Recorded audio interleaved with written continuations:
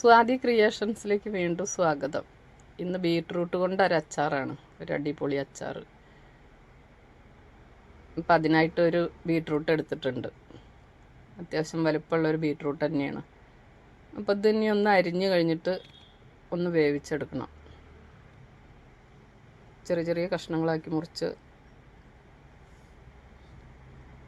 ഒന്ന് വേവിച്ചെടുക്കാം. അപ്പോൾ അതിലേക്ക് ഒരു ഗ്ലാസ് വെള്ളം ഒഴിച്ചു കൊടുക്കാം.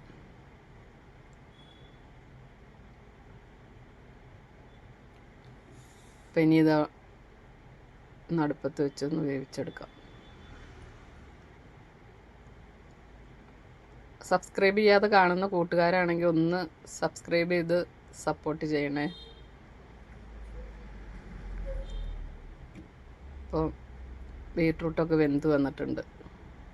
ഇനി ഇതൊന്ന് ചൂടാറി കഴിഞ്ഞിട്ട് മിക്സിയിലൊന്ന് അരച്ചെടുക്കാം. അപ്പോൾ അത് അരച്ച് വെച്ചിട്ടുണ്ട്.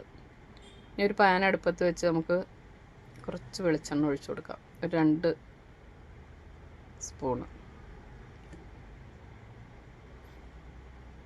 ചൂടായി കഴിയുമ്പോൾ കടുക് പൊട്ടിക്കാം.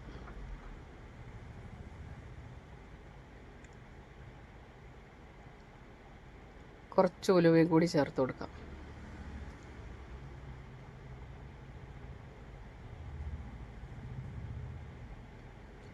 നാല് പച്ചമുളക് വട്ടത്തിലരിഞ്ഞിട്ട് അതും കൂടി ചേർത്ത് കൊടുക്കുന്നുണ്ട്. ഇനി ഇഞ്ചിയും വെളുത്തുള്ളിയും കൂടി ഒന്ന് ചതച്ചത് അതൊരു സ്പൂണ് ചേർത്ത് കൊടുക്കുന്നുണ്ട്.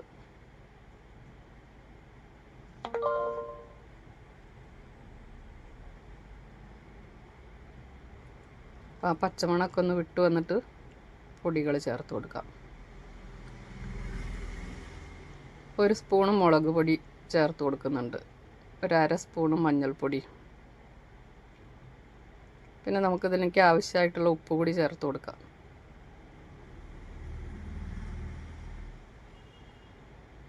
ഒന്ന് മൂപ്പിച്ചെടുക്കുക അതൊക്കെ കൂടിയിട്ട്.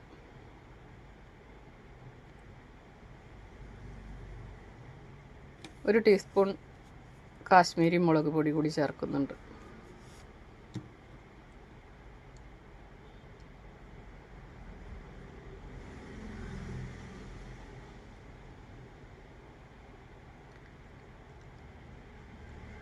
ഒരു 1/4 ടീസ്പൂൺ ഉലുവ പൊടിച്ചത് ചേർക്കുന്നുണ്ട്.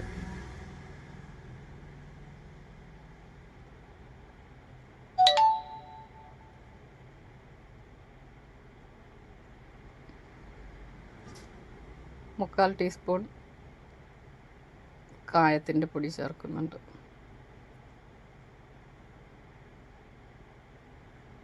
ഇതൊക്കെ ഒന്ന് മൂത്ത് വന്നു കഴിഞ്ഞിട്ട് അരച്ച് വെച്ച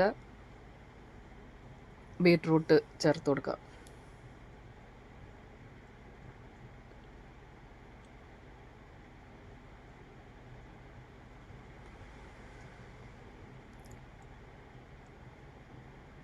നന്നായിട്ടൊന്ന് തിളപ്പിച്ചെടുക്കുക.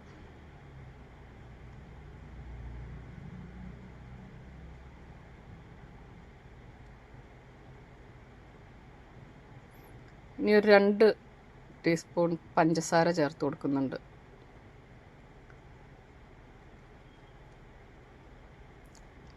ഈ അച്ചാർ ഒരു മധുരവും പുളിയും എരിവൊക്കെ കൂടിയിട്ടുള്ളൊരു നല്ലൊരു അച്ചാറാണ്.